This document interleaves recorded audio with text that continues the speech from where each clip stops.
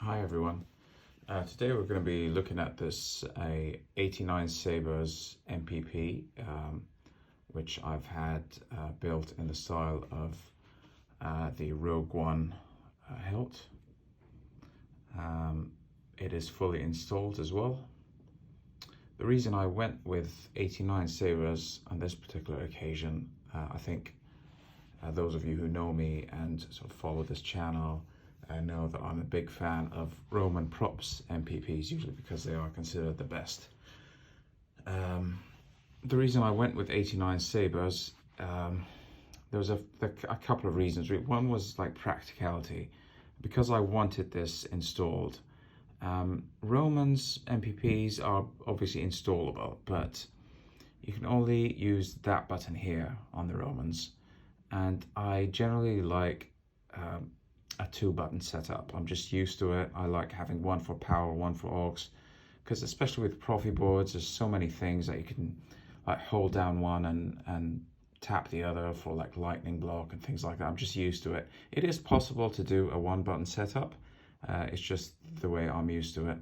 That was one reason. The other reason is obviously this comes with the blade holder already there, so it's much simpler to install. It's sort of made for installs really. It's sound vented, so you don't have to modify a great deal. Chassis are widely available and cheap. With the Romans, it's just a little bit trickier. You have to kind of source a blade holder, a chassis. The internals are slightly trickier to install. So it's really mostly for that. The other thing obviously is cost and availability. An 89 Sabers hilt is considerably cheaper than a Romans, and the Romans are sold out anyway, so it's really moot, because even if I had wanted a Romans, I couldn't find one except secondhand. Romans will be restocking soon. He's announced on his social media that he's awaiting a new batch of MPPs sometime in June to July.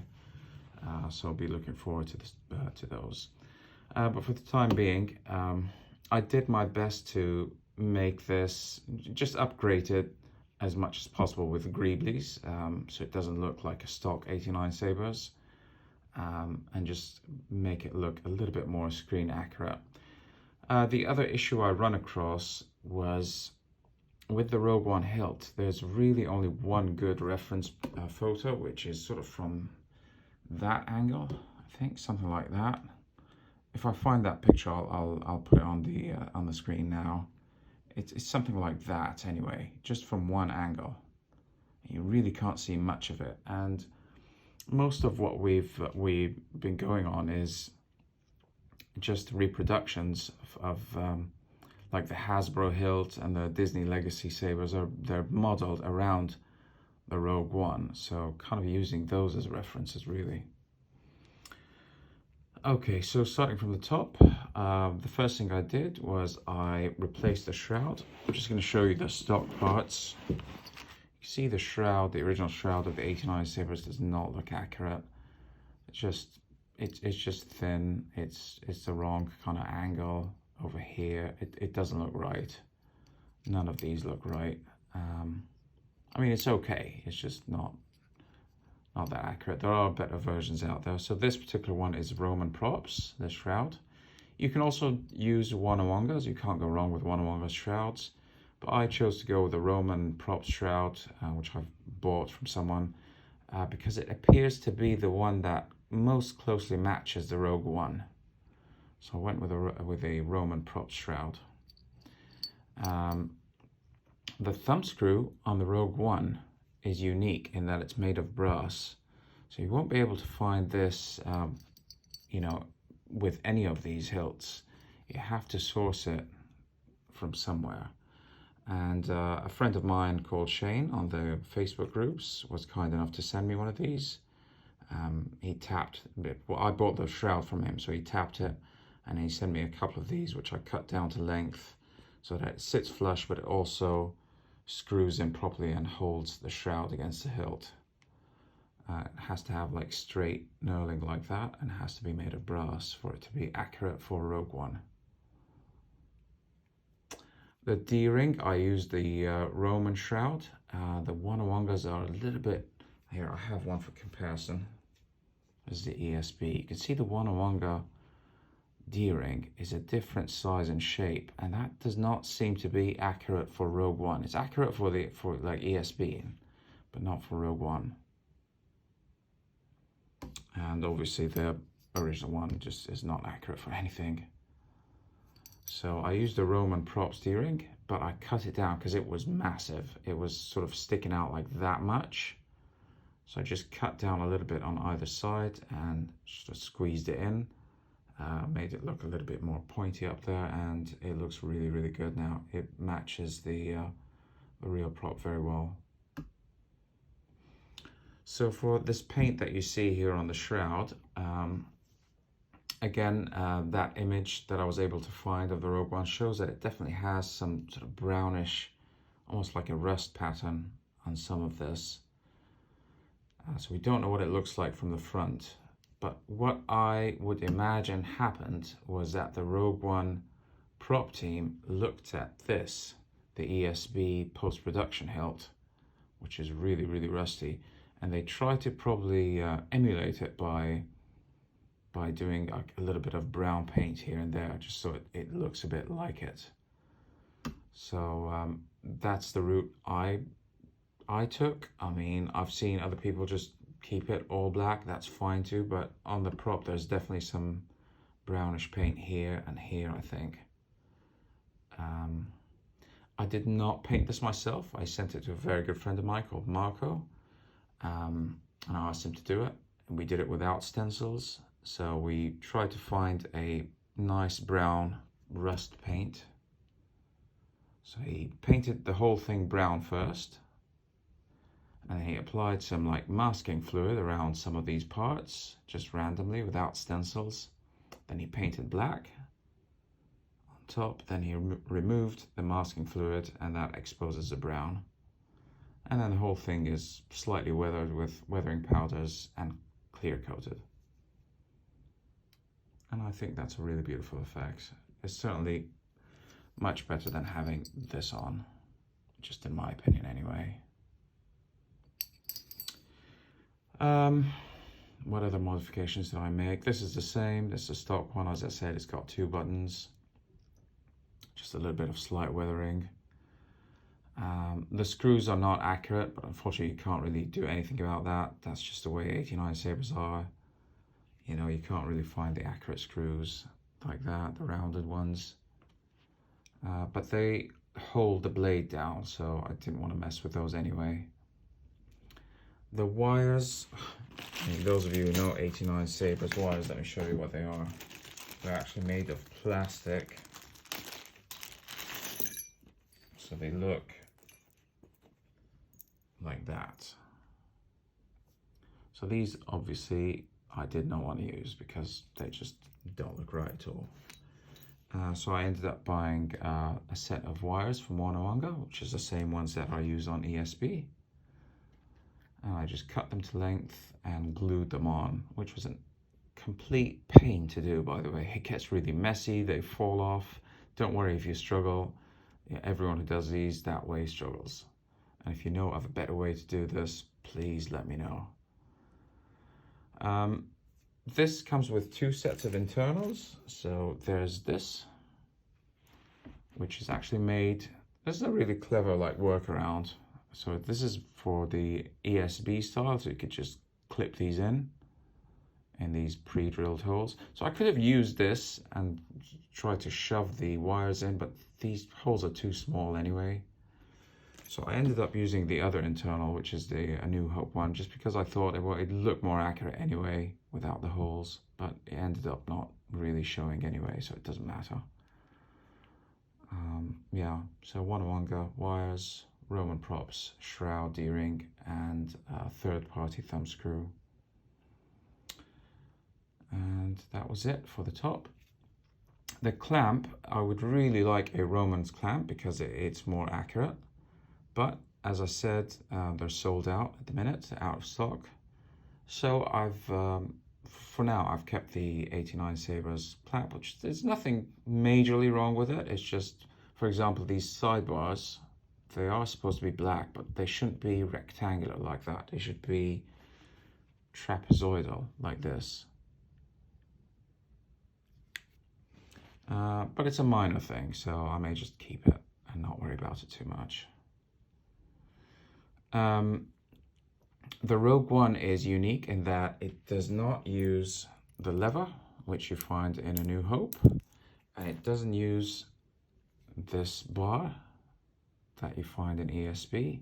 It uses some sort of a socket head screw like that. So this is an M5 socket head screw that's black, and again, that's been noted on the toy reproductions, on the Disney Saber, I think. No, not on the Disney. On the Disney has a lever, but the Black Series one has a screw that looks like that. So that's what people have been doing for these, I think. So the washer stays, and then we just use, and this is again something I sourced just from a custom screw company I found online.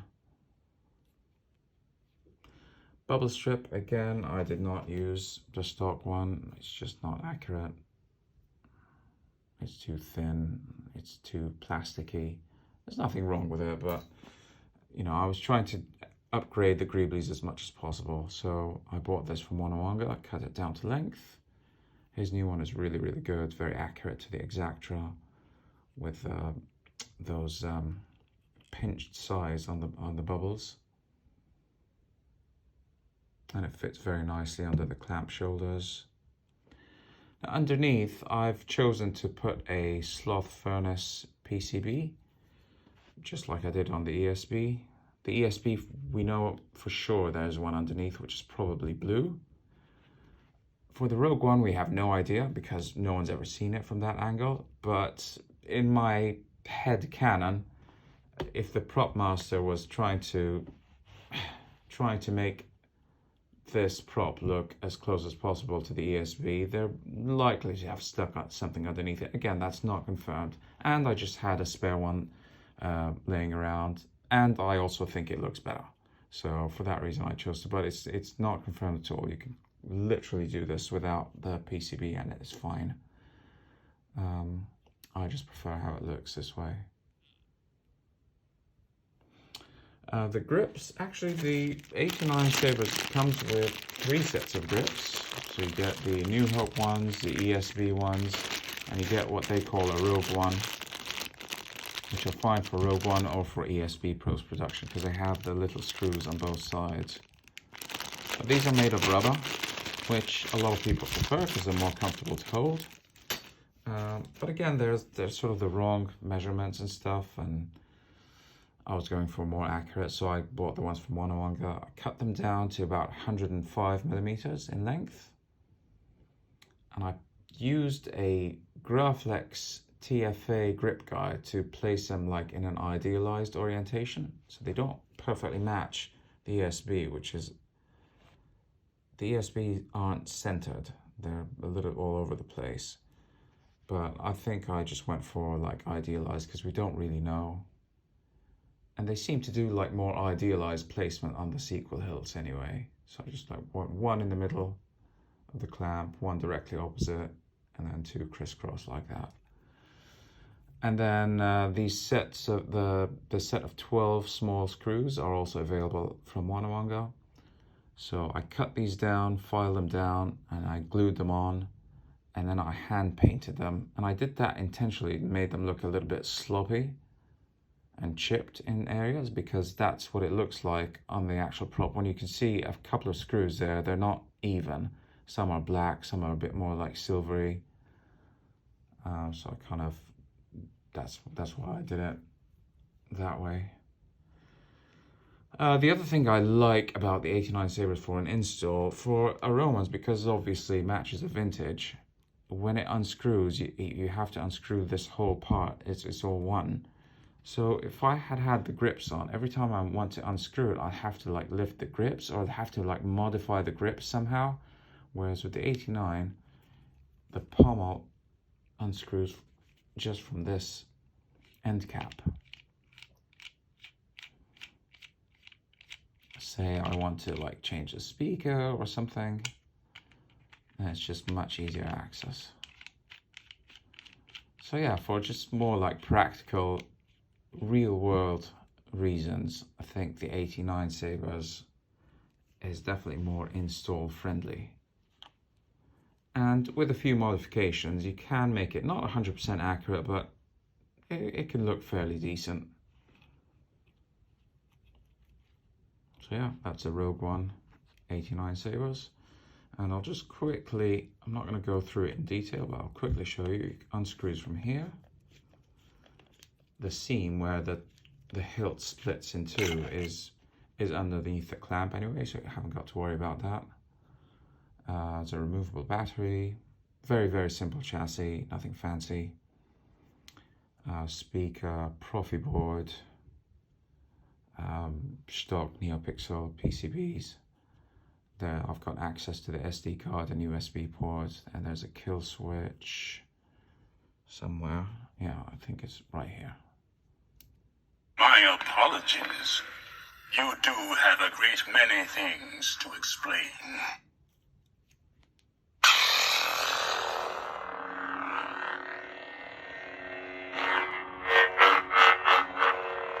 So this is the auxiliary button. And that's the power button. So I can switch to the next one.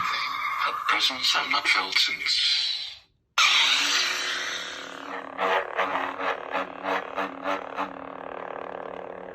Your powers are weak, old man.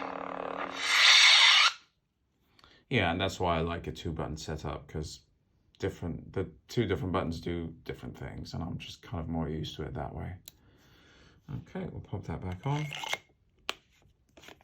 Very, very easy to do this. Again, with the Romans, it's all one piece. So you'd have to get a chassis that is probably removable, I guess. And because it's only this part that comes off. So I don't really get how you would... I'm not sure. I mean, I know people do install their Romans, but I just found it a bit more intimidating. Like, it would be much more work and probably end up costing more. And I thought, you know what, it's okay. For this one, I'll just do 89 Sabers. I'll do my best with things like grips and bubbles and shroud and whatever, just to make it look a bit more accurate. And I think, yeah, very, very happy with that. So that's it. 89 Sabers, Rogue One MPP. And for reference, this is the Roman props post-production look ESB, which is a static hilt. And that's it. I hope you've enjoyed the video. Thanks for watching, and may the Force be with you.